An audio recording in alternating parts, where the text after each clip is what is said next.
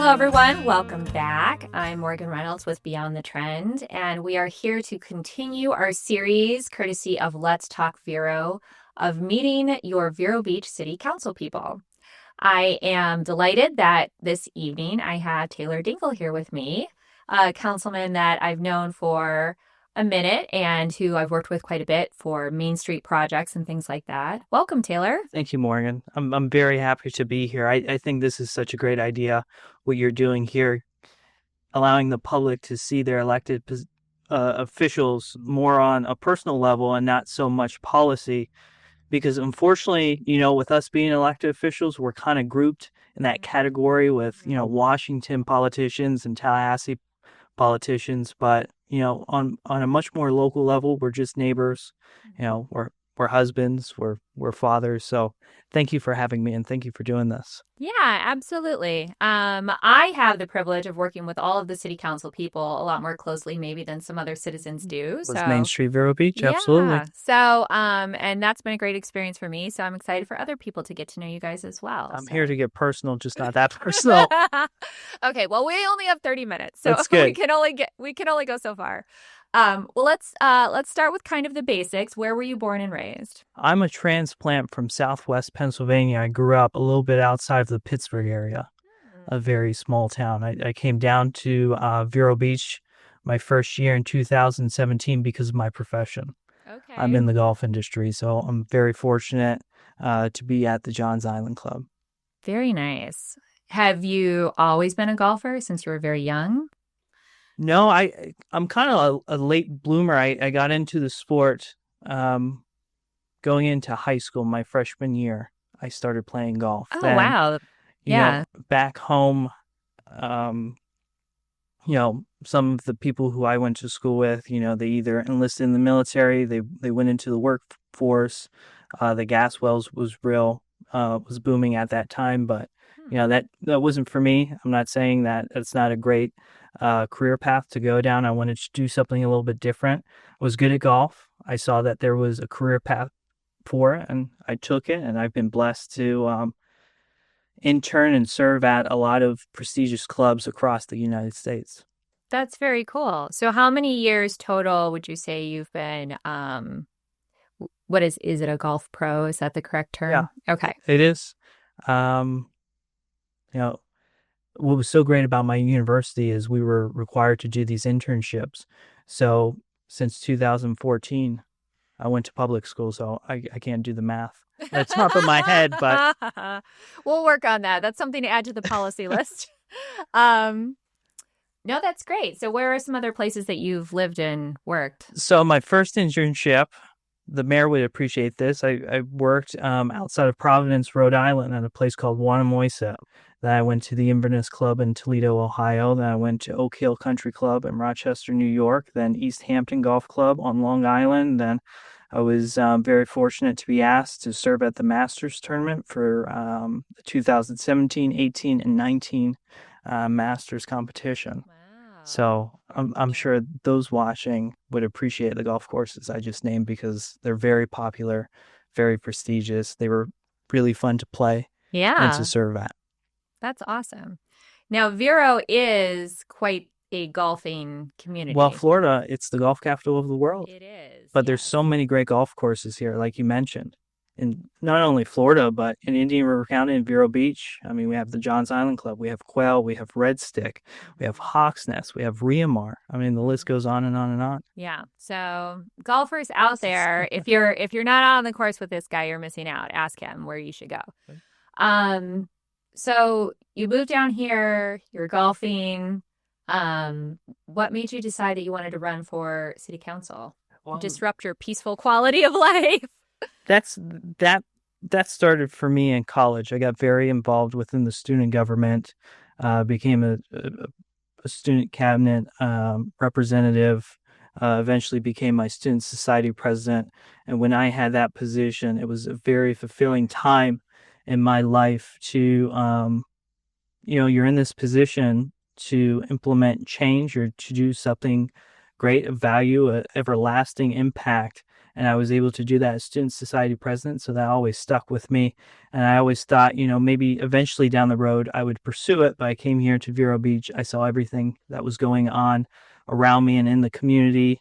I met my wife here. We knew that we were going to be here for the long haul. So I'm invested. And that's how I got started. And now you are raising your own family That's here. right. Elias. Thank you. Congratulations. It's so great because now being in politics or in public service, Eli was actually born on election day. No, he wasn't. November 5th. That's Yes. So I amazing. was watching the results from that chair. Every dad talks about, and in the hospital Right. room. So yeah, he's been an absolute blessing. So how old is he now? He's 9 months. 9 months. Yeah. He's a cutie. He gets it from his mom. That's the right answer. All right. So you ran for city council and you had to run a second time. It took me 3 attempts. Okay. I think John Coutinho is the same. John was. This Yep. town is a little bit of a tough nut to crack sometimes, I guess. It is. With a higher demographic, with the type of real estate and property values around us, these people who live here, they come from success. They've created or have built they had a very successful career. Mm-hmm. And it takes more than good hair and a white smile to get through it. They tested me, but I credit where I am now. In a way, they made me better, or to strive to be better, to get to that point where I could be electable. Yeah. And that finally happened in 2023. Well, congratulations. Thank you. What about being on a city council like Vero's was maybe surprising or unexpected for you? That's a good question. Because before I officially ran for city council, I would shadow other elected officials that were serving at the time, and I was fortunate enough to build a close relationship with them to kind of see the behind the scenes of what actually happens. I would say the biggest thing that has surprised me is how much and how many moving parts the city actually has. There's a lot going on, a lot of departments. For a small, what some might call quiet town, is there a lot beneath the surface? There is. Yeah. Infrastructure, the Vero Beach Police Department, keeping people safe, public safety, public works, making sure our streets and landscaping are well maintained, and all the projects that we have going on. So there's a lot going on. Yeah.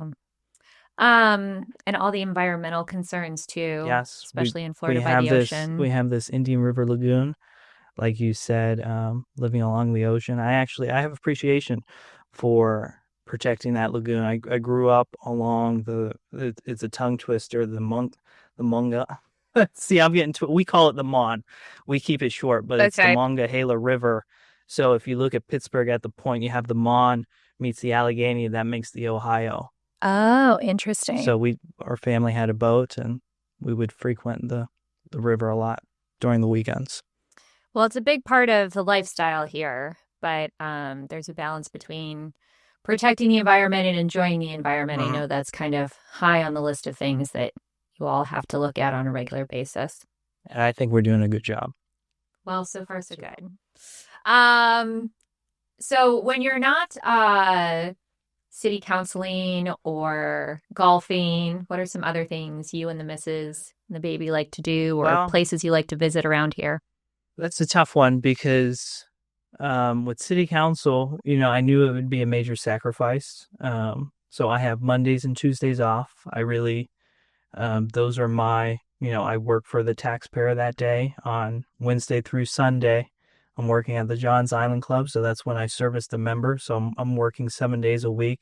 When we do find some time to take Elias out, we're members at the Vero Beach Art Museum. We take him there. We take him to McKee Gardens. We're also members there as well, or we'll take him to the beach. He likes the sun. He likes the water. Good. Yeah. He's a little outdoor baby. He is. That's he has awesome. a nice tan. Good for him. Vitamin D is good for you. That's right.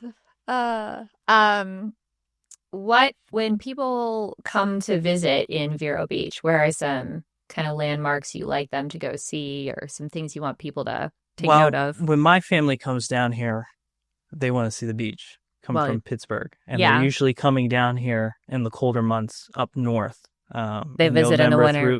through in February. So I actually just had my mom in town recently, and they see the beach. We spent a nice day at Waldo's at the Driftwood for a bite to eat. Citrus is a great spot to take guests. I only live about 2 minutes away from the downtown area, so I try to bring them here as much Mm-hmm. as I can. Mm-hmm. Yes, you're a local resident of the whatever community that is over there, but there's a lot of young families that are walking distance to 14th Yeah, Avenue. absolutely. So, Or their golf cart drive away. mm-hmm. We just got to follow what John Carroll has implemented. Make sure it has the license plate and you're not breaking any laws. Golf cart policies. Yes, Is that on the website that people can go look up? I think so. That's kind of been a pet project of Councilmember John Carroll's. Yes. Well, that's another benefit of living in Florida is that you can hop in a golf We have cart. a golf cart. We go to the McCanish Park area. There's a park there that we go to all the time with swing set, playground. So we love it. So, as you kind of look at this community that we're all living and working and playing in, what are some things that over the next 5 to 10 years kind of you're thinking about, it's keeping you up at night that we need to work on or that might be concerns in the future for Vero Beach?